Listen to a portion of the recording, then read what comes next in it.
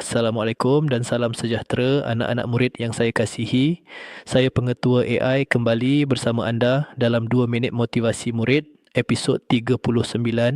Anak-anak sekalian, ramai yang ingin berubah tetapi hanya sedikit yang benar-benar bermula. Mereka mahu jadi rajin, mahu jadi fokus, mahu jadi pelajar hebat, tetapi perubahan itu sering ditangguhkan. Dengar baik-baik pesan pengetua ini, kamu tidak perlu ubah semuanya sekaligus. Cukuplah ubah satu habit buruk hari ini. Mungkin habit lewat bangun, mungkin habit menangguh kerja sekolah, mungkin habit leka dengan telefon, atau habit tidak fokus ketika guru mengajar.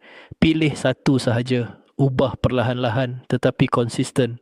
Perubahan besar bermula daripada langkah kecil. Apabila satu habit berubah, yang lain akan ikut berubah. Anak-anak, jangan tunggu hari Isnin, jangan tunggu bulan depan. Hari ini adalah masa terbaik untuk berubah. 10 minit disiplin hari ini lebih berharga daripada niat besar yang tidak dibuat. Ingat pesanan pengetua ini, kualiti hidup kamu ditentukan oleh tabiat harian kamu. Jika kamu ubah tabiat hari ini, kamu sedang mengubah masa depan kamu. Pengetua percaya setiap murid ada potensi untuk menjadi lebih baik asal sahaja kamu berani bermula.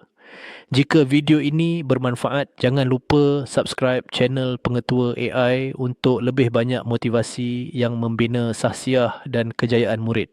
Sekian sahaja daripada saya, Pengetua AI. Ubah satu habit buruk hari ini dan lihat perubahan besar esok nanti.